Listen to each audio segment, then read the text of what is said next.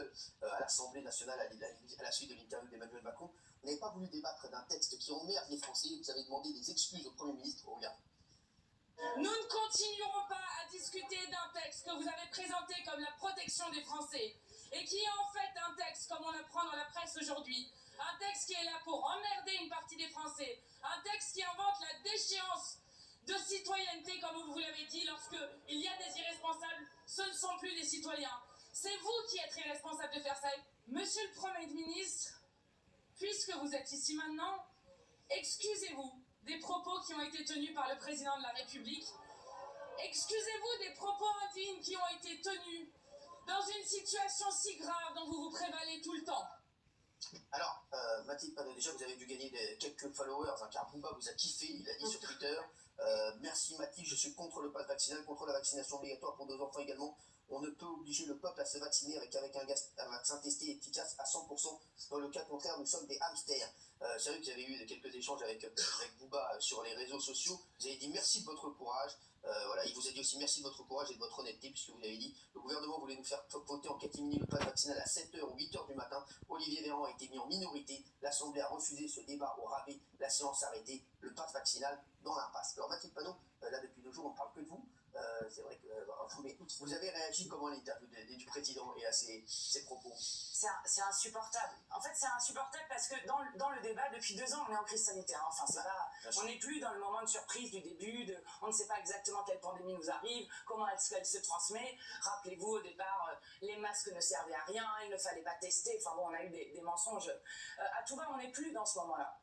Et en fait, ce qui est insupportable, c'est que on a une tradition du président de la République qui adore insulter les Français. On a eu les riens, les feignants, les illettrés, ceux qui doivent traverser la rue pour aller trouver un emploi, ceux qui doivent trouver un travail pour se payer un costard. Bon, il a dit qu'il le regrettait sur TF1. Ben oui, mais on commence juste après, c'est ça qui est quand même problématique.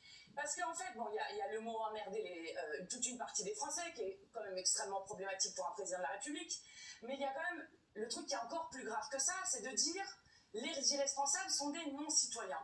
En fait, si on va dans la logique d'Emmanuel Macron, celui à qui on devrait proposer une déchéance de citoyenneté, c'est Emmanuel Macron, parce qu'en fait, ils passent leur temps à dire que nous serions irresponsables.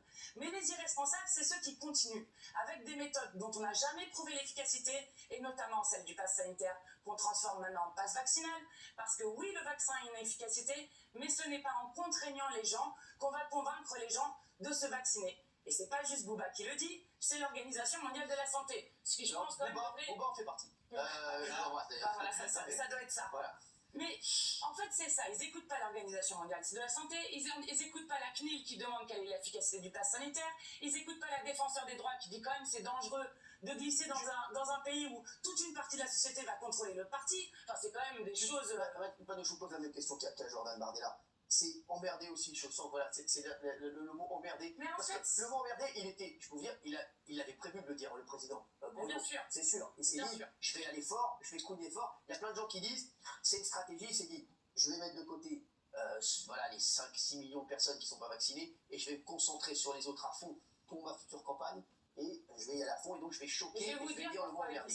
Je vais vous dire pourquoi il dit ça, pour susciter la réaction que vous avez eue tout à l'heure sur votre plateau, d'une infirmière, je crois, qui disait « Je n'en peux plus dans mon service d'avoir des gens qui arrivent non vaccinés et donc qui encombrent les services d'urgence. » C'est ça qui a été dit tout à l'heure. Qui ne permettent pas des gens pour des maladies graves de ça. C'est exactement le but d'Emmanuel Macron, c'est-à-dire de diviser les gens entre eux. Et quand on divise les gens entre eux, quand on dit « à bas les non vaccinés », eh bien on ne regarde pas toute la politique qui n'est pas menée à côté. Les fermetures de lits, 17 900 lits qui ont été fermés sous le quinquennat d'Emmanuel Macron. On ne regarde pas les 7 900 postes qui ont été supprimés dans l'éducation, qui font qu'aujourd'hui les enfants n'ont pas de professeurs de remplacement, qu'on n'a toujours pas, après 2 ans de pandémie, de purificateurs d'air dans les classes, que les professeurs n'ont toujours pas de masques FFP2 qui quand même divisent par 100 la contamination, qu'on n'a toujours pas la levée des brevets, parce que je dis juste ça, hein, mais on ne sortira pas de cette pandémie qui est une épidémie mondiale si on ne donne pas un accès mondial au vaccin. Et il se trouve que Emmanuel Macron et la France l'a refusé par 2 fois.